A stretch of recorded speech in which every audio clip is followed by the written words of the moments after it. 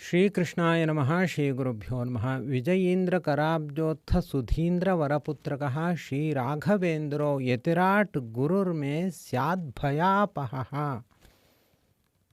ಇವತ್ತು ಬಹಳ ದೊಡ್ಡ ದಿವಸ. ಗುರುರಾಯರು ಮಂತ್ರಾಲಯ ಪ್ರಭುಗಳು, ಅವರ ಗುರುಗಳು ಶ್ರೀ ಸುಧೀಂದ್ರ ತೀರ್ಥ ಶ್ರೀಪಾದಂಗಳವರು. ಅವರ ಆರಾಧನೆಯ ಪರ್ವಕಾಲ. ಸುಧೀಂದ್ರ ತೀರ್ಥ ಶ್ರೀಪಾದಂಗಳವರ ಮಹಿಮೆ ಅದು ಒಂದು ಥರ ರಾಯರ ಮಹಿಮೆ ಥರನೇ ಅದ್ಭುತವಾಗಿದೆ. ಅದು ಬೇರೆ ಯಾವ ಯತಿಪುಂಗವರಲ್ಲೂ ನಾವು ಕೇಳಲಿಕ್ಕೆ ಸಾಧ್ಯ ಇಲ್ಲ.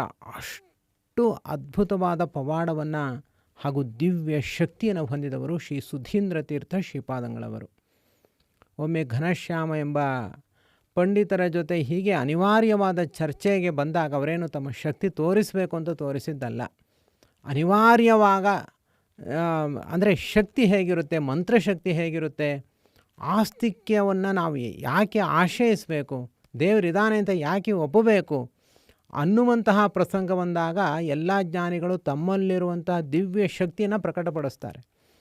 ಹಾಗೆ ಶ್ರೀ ಸುಧೀಂದ್ರ ತೀರ್ಥ ಶ್ರೀಪಾದಂಗಳವರು ಕೂಡ ಒಮ್ಮೆ ನಡು ಮಧ್ಯಾಹ್ನ ಏನು ಮೈಯೆಲ್ಲ ಬೆವತು ಹೋಗುವ ಸಂದರ್ಭ, ಎಲ್ಲ ಕಡೆ ಬಿಸಿಲು, ಆ ಸಂದರ್ಭದಲ್ಲಿ ಅವರು ಚಾಲೆಂಜ್ ಮಾಡಿದಾಗ ಸೂರ್ಯನು ಈಗೇನು ಕಾಣಿಸ್ತಾ ಇದೆ ನಾನು ಕಾಣಿಸದಂತೆ ನೀವು ಮಾಡಬೇಕು, ಆಗ ನಿಮ್ಮ ಶಕ್ತಿನ ನಾವು ಒಪ್ಕೊಳ್ತೀವಿ ಅಂತ ಅವರು ಹೇಳಿದಾಗ ಆ ನಡು ಮಧ್ಯಾಹ್ನದಲ್ಲಿ ಸೂರ್ಯನು ಕಾಣಿಸದಂತೆ ಮಾಡಿರುವಂತಹ ದೊಡ್ಡ ಮಹಿಮಾಶಕ್ತಿ ಅದು ಸುಧೀಂದ್ರ ತೀರ್ಥ ಶ್ರೀಪಾದಂಗಳವರದ್ದು.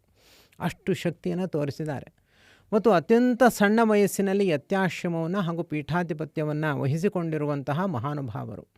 ಸುಮಾರು 14-15 ವರ್ಷದಲ್ಲಿಯೇ ಅವರು ಶ್ರೀ ಸುರೇಂದ್ರ ತೀರ್ಥ ಶ್ರೀಪಾದಂಗಳವರಿಂದ ಹಾಗೂ ಶ್ರೀ ವಿಜೇಂದ್ರ ತೀರ್ಥ ಶ್ರೀಪಾದಂಗಳವರಿಂದ ಇಬ್ಬರಿಂದಲೂ ಕೂಡ ಸನ್ಯಾಸಾಶ್ರಮ ಹಾಗೂ ಪೀಠಾಧಿಪತ್ಯವನ್ನು ಸ್ವೀಕಾರ ಮಾಡಿದ್ದಾರೆ. ಆದ್ದರಿಂದ ಅವರು ಸುಧೀಂದ್ರ ತೀರ್ಥ ಶ್ರೀಪಾದಂಗಳವರು. ಹೆಸರೇ ಹೇಳುವಂತೆ ಮಹಾಜ್ಞಾನಿಗಳು. ಸುಧಿ ಅಂತಂದರೆ ತುಂಬ ಜ್ಞಾನವುಳ್ಳವರು ಅಂತ ಅರ್ಥ. ಜ್ಞಾನದಲ್ಲೇ ನಿರಂತರವಾಗಿ ಆಸಕ್ತರಾದವರು ಅಂತ ಅರ್ಥ. ಅವರು ಅನೇಕ ಗ್ರಂಥಗಳಿಗೆ ವ್ಯಾಖ್ಯಾನವನ್ನು ಮಾಡಿದ್ದಾರೆ. ಭಾಗವತ ಗ್ರಂಥದಲ್ಲಿ ಭಾರೀ ಆಸಕ್ತಿ, ಭಾರೀ ಶ್ರದ್ಧೆ. ಭಾಗವತ ಗ್ರಂಥಕ್ಕೆ ಶ್ರೀ ಸುಧೀಂದ್ರ ತೀರ್ಥ ಶ್ರೀಪಾದಂಗಳವರ ವ್ಯಾಖ್ಯಾನ ಇವತ್ತೂ ಕೂಡ ವಿದ್ವಾಂಸರಿಗೆ ಅದು ಅತ್ಯಂತ ಅನಿವಾರ್ಯ ಹಾಗೂ ಅತ್ಯಂತ ರೋಚಕವಾದ ಒಂದು ವ್ಯಾಖ್ಯಾನ ಅದು. ಹಾಗೆ ಇನ್ನೂ ಅನೇಕ ತರ್ಕತಾಂಡವಾದಿ ಗ್ರಂಥಗಳಿಗೆ ಅವರ ವ್ಯಾಖ್ಯಾನ ಇದೆ. ಉದ್ಗ್ರಂಥಗಳಿಗೆ ವ್ಯಾಖ್ಯಾನ, ಈ ಕಡೆ ಭಾಗವತ ಗ್ರಂಥಕ್ಕೆ ವ್ಯಾಖ್ಯಾನ, ಅನೇಕ ಸ್ವತಂತ್ರ ಗ್ರಂಥಗಳಿವೆ. ಮತ್ತು ನಮ್ಮ ಗುರುರಾಯರನ್ನು ಜಗತ್ತಿಗೆ ಕೊಟ್ಟಿದ್ದಾರೆ. ಅವ್ರಿಗೆ ಅಪೇಕ್ಷೆ ಇದ್ದಿದ್ದು ಎಲ್ಲ ಜಗತ್ತನ್ನು ಅವರು ಸಂಚಾರ ಮಾಡಿದ್ದಾರೆ. ಎಂತೆಂಥ ಜ್ಞಾನಿಗಳನ್ನು ನೋಡಿದ್ದಾರೆ ಸುಧೀಂದ್ರ ತೀರ್ಥರು. ಅವರಿಗೆ ಅನಿಸಿದ್ದು ಈ ಭೂಲೋಕದಲ್ಲಿ ನಿಜವಾಗಿಯೂ ಕೂಡ ಒಳ್ಳೆಯ ಸಾಧಕ ಈಗ ನನ್ನ ಕಣ್ಣ ಎದುರಿಗೆ ಕಾಣಿಸ್ತಾ ಇರೋದು ಅಂದರೆ ಅದು ವೆಂಕಟನಾಥ ಮಾತ್ರ ಅಂತ ಅವರು ತೀರ್ಮಾನ ಮಾಡಿದರು. ಏನೇ ಆಗಲಿ ವೆಂಕಟನಾಥನಿಗೆ ಉತ್ತರಾಧಿಕಾರ ಕೊಡಬೇಕು ಅನ್ನುವಂತಹ ಒತ್ತಾಸೆ ಇತ್ತು ಅವರಿಗೆ. ಅವರಿಗೆ ದಿವ್ಯ ಜ್ಞಾನ ಇದೆ, ಯಾರಿಗೆ ಬೇಕಾದರೂ ಕೊಡ್ಬೋದು, ಎಲ್ಲರ ಶಕ್ತಿಯನ್ನು ಅವರು ತಿಳಿದಿರ್ತಾರೆ. ಆದರೆ ವೆಂಕಟನಾಥನಿಗೆ ಮುಂದಿನ ಆಶ್ರಮವನ್ನು ಕೊಡಬೇಕು ಅಂತ. ಆದರೆ ಇವರು ಒಪ್ತಾ ಇಲ್ಲ. ಇವರು ಮಠಕ್ಕೆ ಹೋಗೋದೇ ನಿಲ್ಲಿಸ್ಬಿಡ್ತಾರೆ ವೆಂಕಟನಾಥರು. ನನಗೆ ಯತ್ಯಾಶ್ರಮ ಬೇಡ, ಯಾಕೆಂದರೆ ನಾನು ಗೃಹಸ್ಥಾಶ್ರಮ ಸ್ವೀಕಾರ ಮಾಡಿದ್ದೀನಿ, ಅದಕ್ಕೆ ಅನ್ಯಾಯ ಆಗಬಾರ್ದು.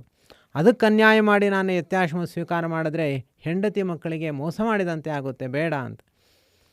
ಕೊನೆಗೆ ಆ ಸುಧೀಂದ್ರ ತೀರ್ಥ ಶ್ರೀಪಾದಂಗಳವರ ಪ್ರಾಮಾಣಿಕತನಕ್ಕೆ ದೇವರು ಉಪೋದ್ಬಲನೆ ಮಾಡ್ತಾನೆ. ದೇವರು ಸಹಕಾರಿಯಾಗಿ ನಿಲ್ತಾನೆ. ಸರಸ್ವತೀ ದೇವಿಯನ್ನು ಸ್ವಪ್ನದಲ್ಲಿ ಕಳಿಸ್ತಾನೆ ದೇವರು. ಯಾವಾಗ ಸ್ವಪ್ನದಲ್ಲಿ ಸರಸ್ವತೀ ದೇವಿ ಹಾಗೂ ದೇವರು ಬಂದು ಅನುಗ್ರಹವನ್ನು ಉಂಟು ಮಾಡ್ತಾರೋ ಆಗ ವೆಂಕಟನಾಥರಿಗೆ ಬೇರೆ ಮಾರ್ಗ ಕಾಣಿಸೋದೇ ಇಲ್ಲ. ಹಾಗಿದ್ರೆ ನಾನು ಹುಟ್ಟಿದ್ದು ಉದ್ದೇಶ ಬೇರೆ ಇದೆ, ಹರಿಚಿತ್ತ ಬೇರೆ ಇದೆ, ಹರಿಚಿತ್ತಕ್ಕೆ ಅನುಗುಣವಾಗಿ ನಾನು ಜೀವನವನ್ನು ನಡೆಸಬೇಕು ಅಂತ ತೀರ್ಮಾನ ಮಾಡಿ ಸುಧೀಂದ್ರ ತೀರ್ಥ ಶ್ರೀಪಾದಂಗಳವರ ಬಳಿ ಹೋಗಿ ಅವರು ಆಶ್ರಮವನ್ನು ಸ್ವೀಕಾರ ಮಾಡ್ತಾರೆ. ವೆಂಕಟನಾಥರು ಅವರೇ ಗುರುರಾಯರಾಗ್ತಾರೆ, ರಾಘವೇಂದ್ರ ಸ್ವಾಮಿಗಳಾಗ್ತಾರೆ. ಇವತ್ತಿನ ದಿವಸವೂ ಕೂಡ ಅವರು ಮಂತ್ರಾಲಯ ಕ್ಷೇತ್ರದಲ್ಲಿ ವೃಂದಾವನದಲ್ಲಿ ಕುಳಿತು ತಪಸ್ಸನ್ನು ಮಾಡ್ತಾ ಇದ್ದಾರೆ. ಇಂಥ ದಿವ್ಯ ವಿಭೂತಿ ಪುರುಷರನ್ನು ನಮ್ಮ ಜಗತ್ತಿಗೆ ಕೊಟ್ಟಿದ್ದಾರೆ ಅಂತಂದರೆ ಅವರ ಒಂದು ಯೋಚನಾ ಶಕ್ತಿ ಹೇಗಿತ್ತು ಸುಧೀಂದ್ರ ತೀರ್ಥರದು. ಹಾಗೂ ಇಂಥ ಉತ್ತರಾಧಿಕಾರಿಯನ್ನು ಹುಡುಕಬೇಕು ಅಂದರೆ ಅದು ಎಂಥ ಶಕ್ತಿ ಇರಬೇಕು ಅವರಿಗೆ, ಅವ್ರ ಬಗ್ಗೆ ಎಷ್ಟು ಸ್ಪಷ್ಟ ಆಲೋಚನೆ ಇರಬೇಕು, ಎಷ್ಟು ಸ್ಪಷ್ಟ ಜ್ಞಾನ ಇರಬೇಕು. ಇಷ್ಟು ಮಾಡಿ ಅವರು ರಾಯರನ್ನು ಜಗತ್ತಿಗೆ ಇಷ್ಟು ವೈಭವೀಕರಿಸಿದ್ರು. ಆದರೆ ತಾವು ಮಾತ್ರ ಏನೂ ಬೇಡ ಅಂತ ಹಂಪೆ ಕ್ಷೇತ್ರದಲ್ಲಿ ನದಿ ತೀರದಲ್ಲಿ ಅವರು ವೃಂದಾವನಸ್ಥರಾಗ್ತಾರೆ ಸುಧೀಂದ್ರ ತೀರ್ಥರು. ದಿವ್ಯ ಜ್ಞಾನಿಗಳು. ಇಂತಹ ಸುಧೀಂದ್ರ ತೀರ್ಥರನ್ನು ಸ್ಮರಣೆ ಮಾಡಿದ್ರೆ ಗುರುರಾಯರಿಗೆ ತುಂಬ ಖುಷಿಯಾಗುತ್ತೆ. ಯಾಕೆಂದರೆ ಅವರು ತುಂಬ ನೆಚ್ಚಿನ ಗುರುಗಳು, ತುಂಬ ಇಷ್ಟಪಡುವಂತಹ ಗುರುಗಳು ಸುಧೀಂದ್ರ ತೀರ್ಥರು. ಅಂತಹ ಶ್ರೇಷ್ಠರಾದ ಸುಧೀಂದ್ರ ತೀರ್ಥ ಶ್ರೀಪಾದಂಗಳವರು ಫಾಲ್ಗುಣ ಮಾಸದ ಶುಕ್ಲ ಪಕ್ಷದ ದ್ವಿತೀಯ ದಿವಸ ಅವರು ನವವೃಂದಾವನದಲ್ಲಿ ವೃಂದಾವನಸ್ಥರಾಗಿರುವಂಥ ಒಂದು ಪರ್ವಕಾಲ.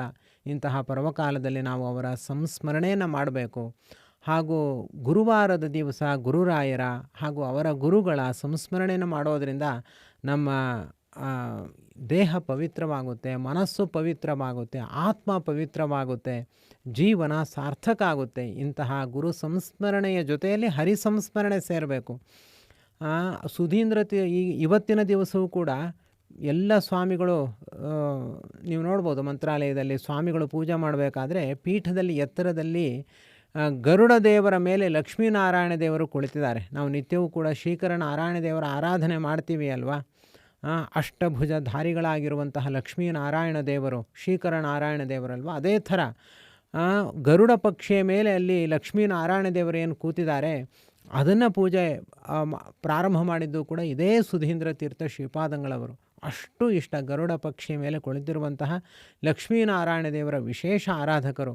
ಮತ್ತು ಸಮಗ್ರ ಭೂಮಂಡಲದಲ್ಲಿ ಎಲ್ಲ ಕಡೆಯೂ ಕೂಡ ಅವರು ಏನು ದಿಗ್ವಿಜಯ ಅವರಿಗೆ ಪ್ರಾಪ್ತವಾಗಿತ್ತು ಅದೆಲ್ಲ ತಂದು ದಿಗ್ವಿಜಯ ರಾಮದೇವರ ಪಾದಕಮಲಗಳಲ್ಲಿ ಸಮರ್ಪಿಸಿ ಧನ್ಯರಾಗಿರುವಂತಹ ಮಹಾನುಭಾವರು. ಇಂತಹ ಶ್ರೇಷ್ಠರಾದ ಸುಧೀಂದ್ರ ತೀರ್ಥ ಶ್ರೀಪಾದಂಗಳರು ಅನುಗ್ರಹ ನಮ್ಮ ಮೇಲೆ ನಿರಂತರವಾಗಿ ಇರಲಿ ಎಂಬುದಾಗಿ ಭಕ್ತಿಯಿಂದ ಪ್ರಾರ್ಥಿಸೋಣ. ಗುರುರಾಯರ ಅನುಗ್ರಹಕ್ಕೆ ಪಾತ್ರರಾಗೋಣ. ಗುರುರಾಯರ ಅನುಗ್ರಹವನ್ನು ನಾವು ಪಡೆದುಕೊಳ್ಳಬೇಕು ಅಂದರೆ ಅವರ ಕುರಿತು ನಾವು ಸೇವೆಯನ್ನು ಮಾಡಬೇಕು. ಏನು ಸೇವೆ ಮಾಡ್ಬೋದು? ಏನಾದರೂ ಸೇವೆ ಮಾಡ್ಬೋದು. ಅದರಲ್ಲಿ ಅನೇಕ ಸೇವೆಗಳಲ್ಲಿ ಒಂದಾಗಿರುವಂಥದ್ದು ನಮ್ಮ ರಾಯರ ನಾಮಲೇಖನ ಅನ್ನುವಂತಹ ಒಂದು ಸೇವೆ. ಇದನ್ನು ಯಾರು 1,00,000 ಬಾರಿ ಬರೀತಾರೋ ಅವರಿಗೆ ನಾವು ಕಾಶಿ ಮಂತ್ರ ಮಂದಿರದ ವತಿಯಿಂದ ಪ್ರಶಸ್ತಿಯನ್ನು ಕೂಡ ನೀಡ್ತಾ ಇದ್ದೀವಿ. ಆದ್ದರಿಂದ ಈಗಾಗಲೇ ಸಾವಿರಾರು ಸಾಧಕರು ಇಂತಹ ಲಕ್ಷ ಶ್ರೀರಾಘವೇಂದ್ರ ಎಂಬ ನಾಮಲೇಖನವನ್ನು ಮಾಡಿದ್ದಾರೆ.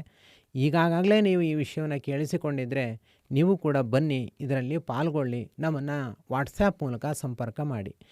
ಸರ್ವಗುಣಸಂಪೂರ್ಣ ಸರ್ವದೋಷ ವಿವರ್ಜಿತ ಪ್ರೀಯತಾಂ ಪ್ರೀತೇ ಬಾಲಂ ವಿಷ್ಣುರ್ಮೇ ಪರಮಸ್ವರುಹುತು. ಶ್ರೀಕೃಷ್ಣಾರ್ಪಣಮಸ್ತು.